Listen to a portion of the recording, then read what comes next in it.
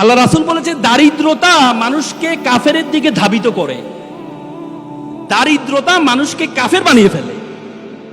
তো সুতরাং আমরা বলি, আমরা সবসময় এমফেসাইজ করি যে গরিব থাকো, গরিব থাকো, টাকা পয়সা এত লাভ কি, দুনিয়া দুনিয়া করা দরকার না, আখিরাত করো না। ইসলামের যত বড় বড় ইবাদত আছে, সবচেয়ে বেশি বড় ইবাদত গুলো কিন্তু ধনীর জন্য। রোজা, এই তোমার কুরবানি কার জন্য? গরিবের জন্য। হজ কার জন্য? গরিবের জন্য। যাকাত কার জন্য? গরিবের জন্য। কার জন্য? ধনীর জন্য। আল্লাহ তাআলা কোরআনে আকিমুস সালাত ওয়া আতুজ যাকাত, যাকাত আদায় করতে বলছে, যাকাত প্রদান করতে বলছে, যাকাত খাইতে বলে নাই আমাদের। আর আমরা ইসলামটাকে বানাই নিয়েছি যে এটা গরিবের ধর্ম। তোমরা জানো, ব্রিটিশরা যখন আমাদের এই উপমহাদেশে আসছিল, তখন আমরা, এই উপমহাদেশ ছিল পৃথিবীর সপ্তম ধনী দেশ, সপ্তম ধনী দেশ ছিল যখন ব্রিটিশরা আসছে। আর যাওয়ার পথে আমাদেরকে সবচেয়ে ফকিরি দেশে পরিণত করে গিয়েছে।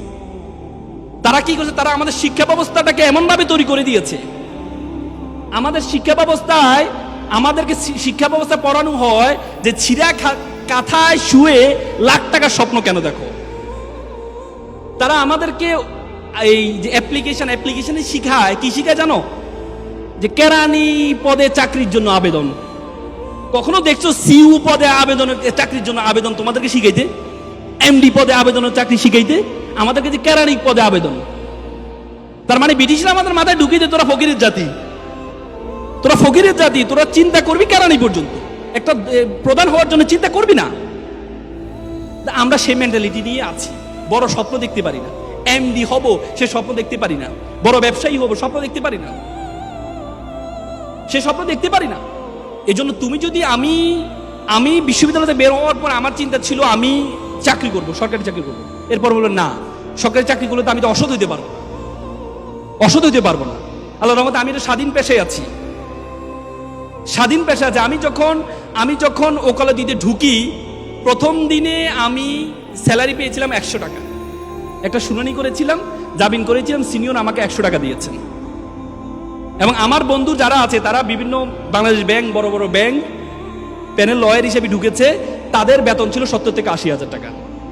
কয়েকদিন আগে আমার একটা ফ্রেন্ড, আজকে 10 বছর ওকালতির পরে চেম্বার আসি, বললো বন্ধু আমি তো 80, 90, 1 লাখ টাকার মধ্যে সীমাবদ্ধ আছি, তুমি তো গাড়ি বাড়ি মালিক হয়ে গেছো, এখন বন্ধু চাকরি ভালো লাগে না, এই পেশা, তোমার পেশা চলে আসবো, আইনজীবী পেশা আসবো। তাই বললাম বন্ধু তোমাকে তো আবার শুরু থেকে শুরু করতে হবে। বলছে না, শুরু থেকে শুরু করবো। সে আবার শুরু থেকে শুরু করেছে। তার মানে যদি আমি সেদিনের টাকার বড় স্বপ্ন দেখতাম না 70-80,000 টাকা আমার লাগবে, তাহলে আজকে এই অবস্থায় I have 12 juniors in my chamber, 12 জন জুনিয়র আছে আমার, সে সুযোগটা হতো না। এজন্য তোমাদেরকে চিন্তা করতে হবে যে তুমি কি চাও, তোমার মেন্টালিটি কি। সেটির জন্য চাওয়ার আগে প্রথমে তোমার সম্বন্ধে তোমাকে জানতে হবে। Who are you, who are you to go, তুমি কে, তোমার সম্বন্ধে। আমরা সবসময় বললাম না, ব্রিটিশরা আমাদের মাথায় ঢুকিয়ে দিয়েছে আমরা তো ছোট। দেখো, আগে আরবরা বড় বড় ব্যবসায় পরিচালনা হইতো, আর এখন মুসলমানরা একটা কনজিউমার জাতিতে পরিণত হয়েছে, ভোক্তা। ওরা বানায় আর আমরা ভোক্তা, অথচ আমরা হওয়ার কথা ছিল সবচেয়ে বড়। এই জন্য তোমাদেরকে প্রথমে তোমার সম্বন্ধে জানতে হবে, তোমার সম্বন্ধে তুমি কে, তুমি কতটুকু যেতে পারবা, তোমার সম্বন্ধে জানতে হবে। দেখো 2006 সালে বাংলাদেশে একটা অপটিক্যাল ফাইবার স্টেশন করা হয়েছে কক্সবাজারে।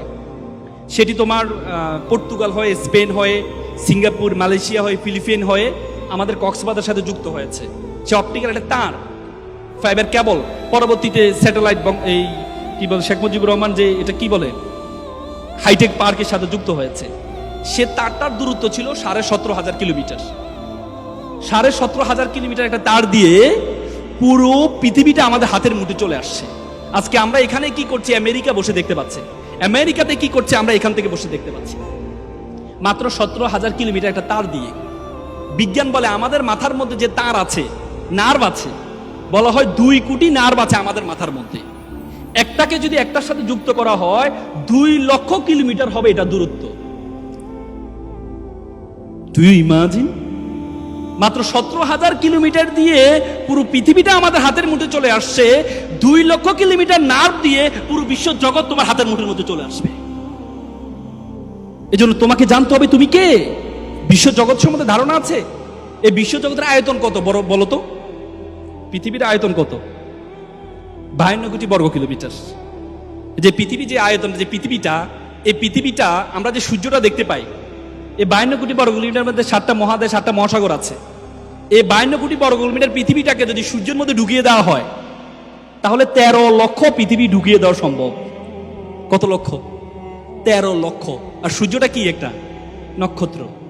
আল্লাহ বলেছে বিলিয়ন বিলিয়ন মিলিয়ন নক্ষত্র আছে। তার মানে এই বিশ্বজগৎ সম্বন্ধে তোমার ধারণা আছে? এই বিশ্বজগতে আল্লাহ তাআলা তোমাকে আমাকে কি বলেছে জানো? আল্লাহ বলেছে কুনতুম খায়রা উম্মাত উখরিজাত লিন-নাস তা'মুরুনা বিল মারুফ ওয়া তানহাউনা আনিল মুনকার।